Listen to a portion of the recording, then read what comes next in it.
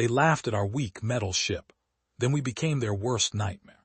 The Defiant's edge drifted through the void like a wounded animal, her hull scarred from the last skirmish with pirates near the Kepler rim. Captain Sarah Chen watched the sensor readings with the kind of tired resignation that came from 3 years commanding a salvage vessel in the ascend of known space. Contact bearing 27 Mark IV, her navigator Kowalski announced without looking up from his console. Big one, really big. Chen's coffee had gone cold an hour ago, but she sipped it anyway. Cold coffee was still coffee, and coffee was the only thing keeping her from spacing herself out of sheer boredom. How big is really big, Kowalski? Remember that Martian dreadnought we saw in the museum? About 3 times that. The bridge fell silent except for the gentle hum of life support systems that hadn't been properly serviced in 6 months. Chen set down her cup and studied the tactical display. The contact was massive, easily 2 kilometers long and bristling with what looked like organic protrusions. Well, shit, she muttered. That's not in any of our databases. Her weapons officer, a grizzled ex-marine named Tors, cracked his knuckles. Want me to charge the rail guns, Captain? With what power? We're running on fumes and prayers as it is. Chen rubbed her temples. The Defiant's Edge was a Hercules-class salvage vessel built for hauling scrap, not fighting wars. Her crew of 12 was good, but they weren't miracle workers. The massive alien ship began moving toward them with surprising grace for something so large. Chen had seen enough horror vids to know this wasn't going to end with a friendly exchange of cultural information. All hands, this is the captain, she announced over the ship's comm. We've got company and they don't look friendly. Battle stations. The alien vessel closed the distance faster than anything that size had a right to move. Chen watched it grow larger on the view screen, noting the chitinous hull that seemed to pulse with its own internal light. Whatever these things were, they hadn't built their ship, they'd grown it. They're hailing us, Communications Officer Park announced, her voice tight with tension. Put it through. The view screen flickered, and Chen found herself staring at something that looked like a cross between a praying mantis and a nightmare. The creature's compound eyes reflected the bridge lights like black mirrors, and its mandibles clicked rhythmically as it spoke in a voice that sounded like grinding metal. Flesh creatures of the weak shell vessel, it said, the universal translator struggling with the alien syntax. You will submit to the Vezzari Hive. Your metal shell is pathetic. We will crush it like the egg of a weakling. Chen leaned back in her captain's chair and smiled. It wasn't a pleasant smile. Well, aren't you a charming little bug? I'm Captain Chen of the Defiant's Edge, and I'm afraid we're not in the mood to be crushed today. The alien's mandibles spread wider, revealing rows of serrated teeth. Your arrogance amuses the hive. We evolved in the crushing depths of Vezzar Prime, where the pressure would liquefy your fragile bones. Your metal shells are toys to us. Toys, huh? Chen glanced at Tors, who was already running diagnostics on their defensive systems. Well, this toy has teeth. The transmission cut off, and the alien ship began extending what looked like boarding tubes, organic tendrils that reached out like the arms of some cosmic octopus. They're attempting to board us, Park reported unnecessarily. Chen stood up, her hand moving to the sidearm at her hip. Tors, activate the nano-armor. All sections. Already on it, Captain. Armor's coming online now.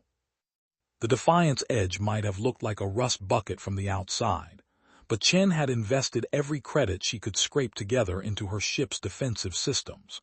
The nano-armor was military-grade tech she'd acquired from a decommissioned destroyer, millions of microscopic machines that could adapt to any threat in real time. The first Vezzari breached the hull in Section C, their natural acids eating through the outer plating like it was tissue paper. They poured through the breach in a chittering wave of claws and mandibles, each one standing nearly 3 meters tall and armored in natural chitin that could deflect small arms fire. They found themselves in the cargo bay, surrounded by salvaged scrap and the kind of industrial equipment that made human ships functional rather than pretty. The lead Vezzari, a massive specimen with scars covering its carapace, raised its arms and let out a victory screech. That's when the walls came alive. The nano-armor didn't just protect, it learned. As the Vezzari's acid touched the hull, millions of nanobots analyzed the chemical composition and began adapting. The walls shifted, becoming more resistant to acid, while hidden panels slid open to reveal automated defense turrets. The first burst of gunfire caught the lead Vezzari center mass, the armor-piercing rounds designed specifically for heavily armored targets. It staggered but didn't fall. These things were tough. "Weak shell weapons," it roared, charging toward the nearest turret. "We are Vezzari, we fear nothing." The turret swiveled and fired again, this time with rounds that had been modified by the nano-armor's analysis. The bullets punched through the alien's chitin like it was cardboard, spraying green ichor across the cargo bay walls. More Vezzari poured through the breach, but the ship was ready for them now. The nano-armor had learned their weaknesses, and the automated systems began deploying countermeasures with ruthless efficiency. Chen watched the battle unfold through security feeds, her coffee finally forgotten. The Vezzari were stronger than anything she'd ever seen, but they fought like animals. No tactics, no coordination, just brute force and rage. "Section C is holding," Tors reported. "The nano-armor's adapting faster than they can break through." "What about the other boarding attempts?" "Sections F and J are under assault, but the drones are deploying now." Chen smiled grimly. The defense drones were another acquisition from her military days, spider-like machines the size of house cats, armed with plasma cutters and programmed with one simple directive: eliminate all unauthorized life forms.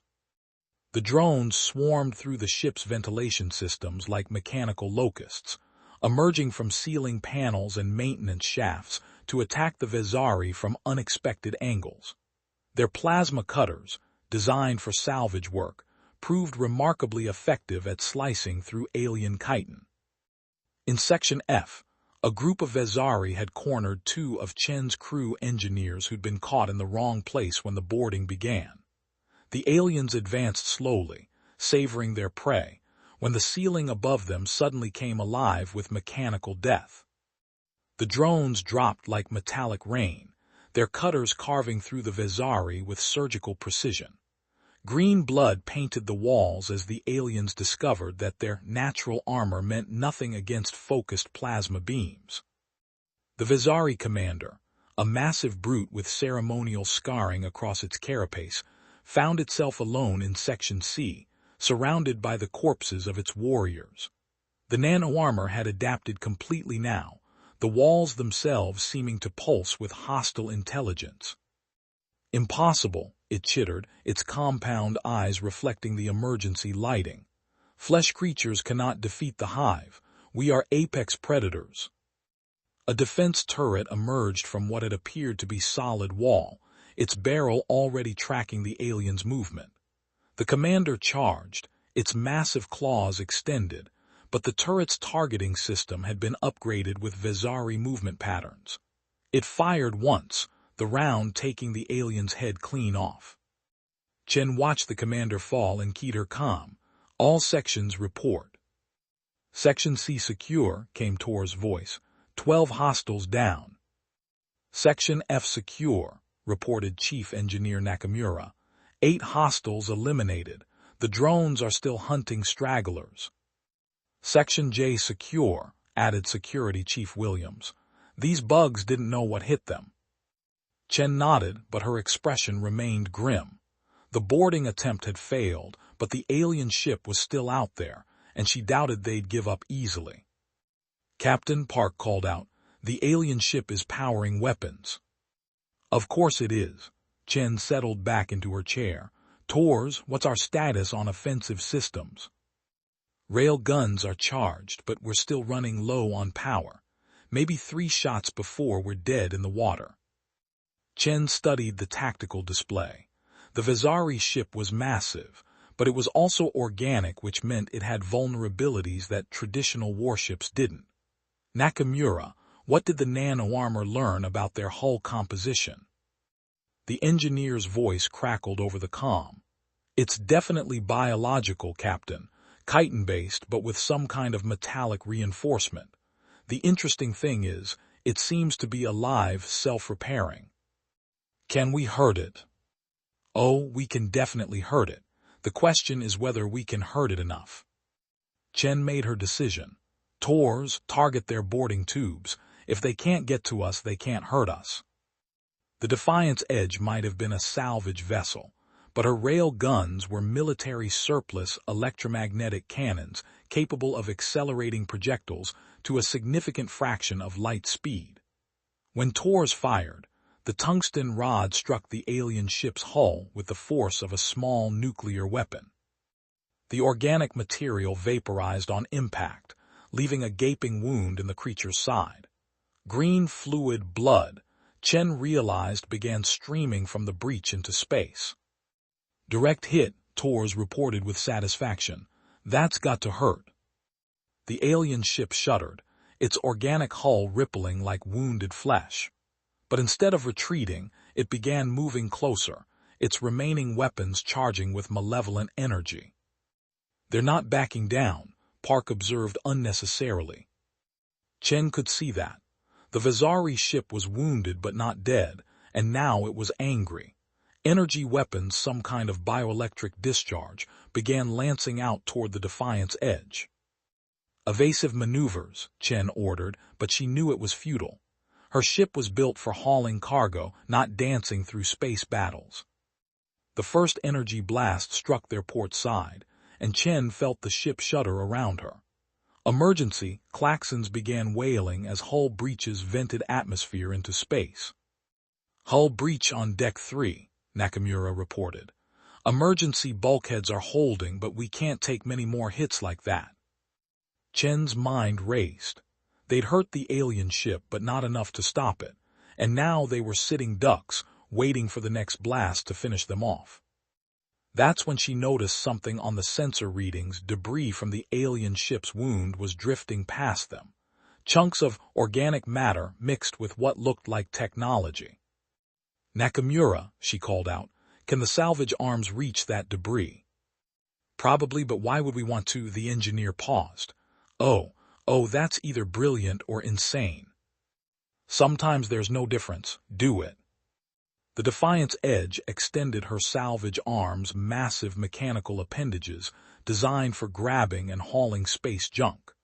But instead of scrap metal, they closed around chunks of living alien technology, pulling the organic debris into the ship's processing bay.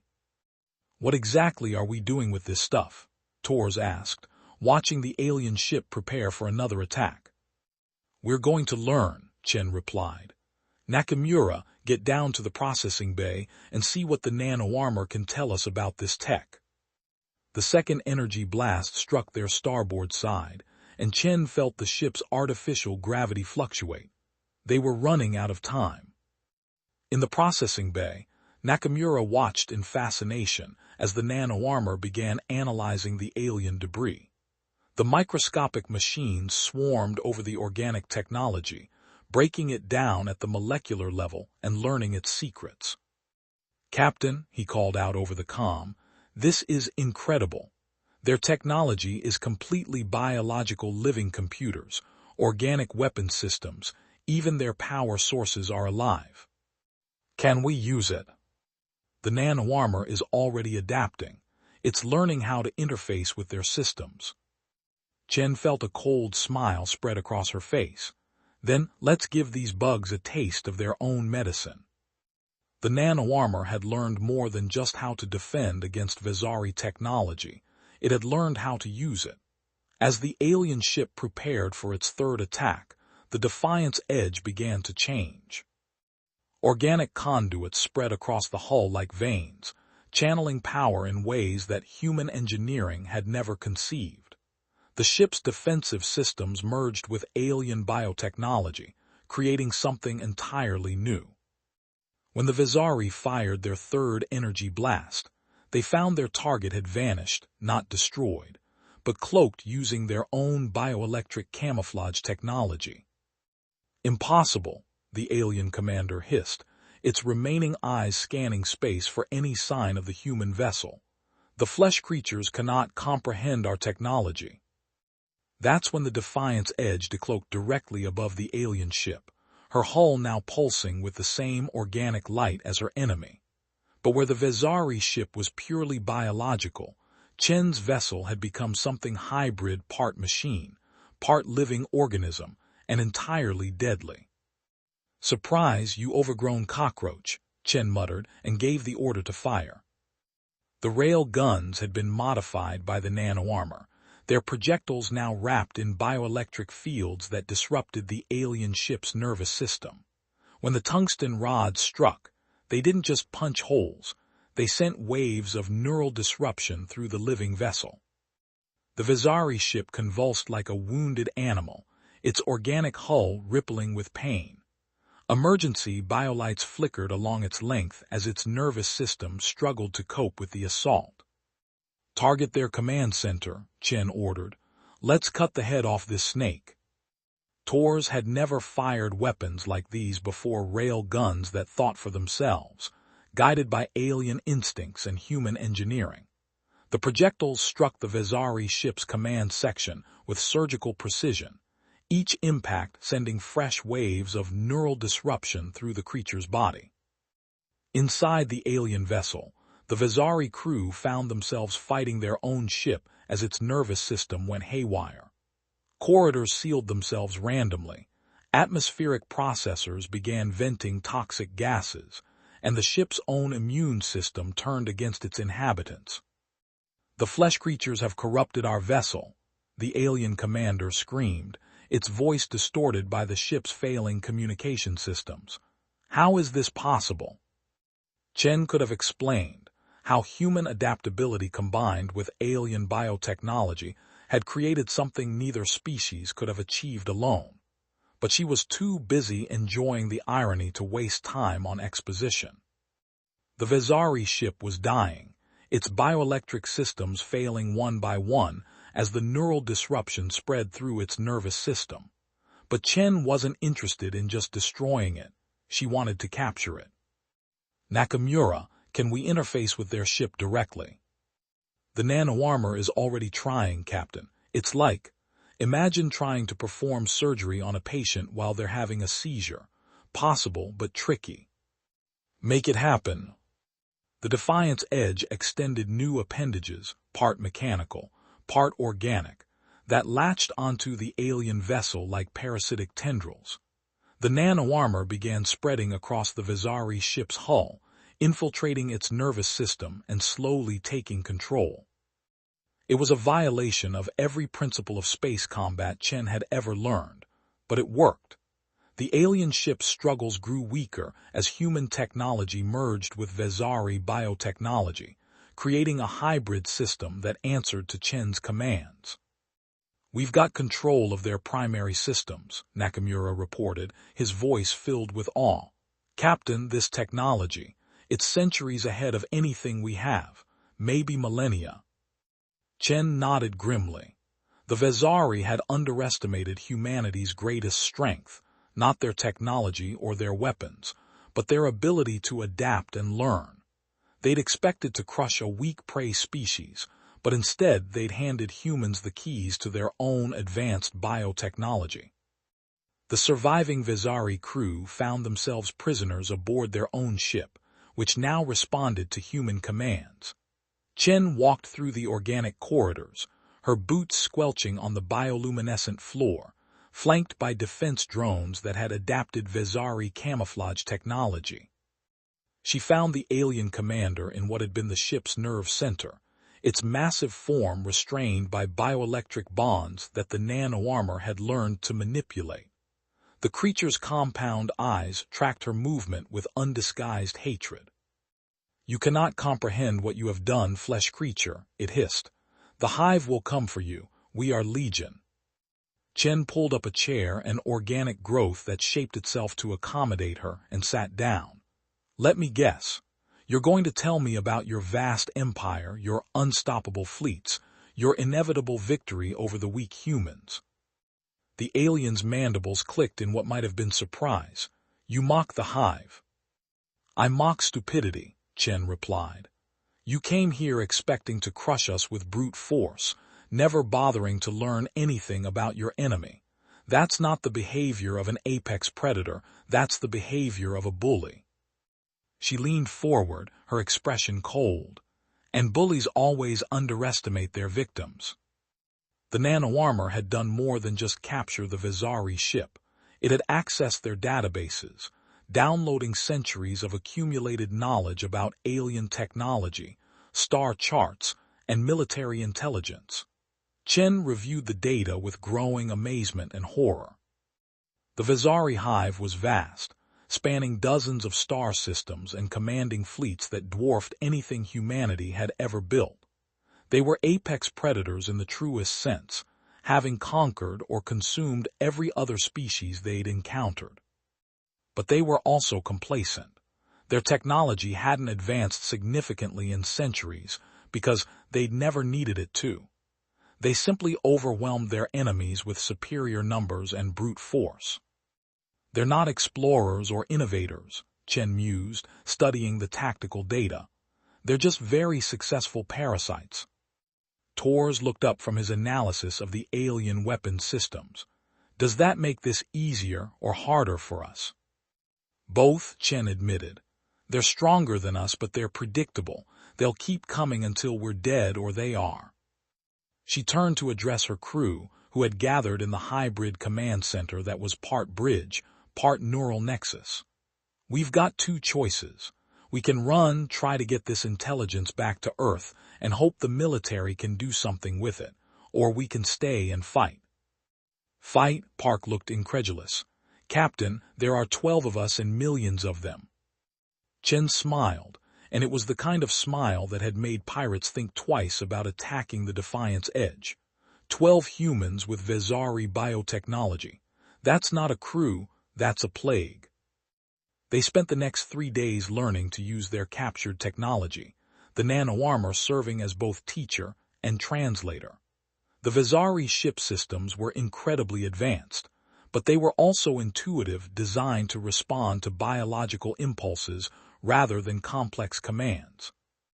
Nakamura had merged so thoroughly with the ship's engineering systems that Chen wasn't entirely sure where the human ended and the alien technology began. He could feel the ship's pain when it was damaged, sense its hunger when it needed resources, and direct its growth when repairs were needed. It's like being connected to a living creature, he explained, his eyes now showing flecks of the same bioluminescence that ran through the ship's corridors. I can feel what it needs, what it wants. Tors had adapted the weapon systems, learning to think in terms of bioelectric discharges and neural disruption rather than kinetic energy and explosive force. The ship's weapons were alive, and they could learn from each battle, adapting their attacks to overcome enemy defenses. Even Park had found her niche, interfacing with the ship's communication system to monitor Vezzari fleet movements. The aliens used bioelectric signals that traveled faster than traditional radio, allowing near-instantaneous communication across vast distances. There's a patrol fleet heading this way, she reported. 3 ships, smaller than this one but still massive by our standards. They'll be here in 6 hours.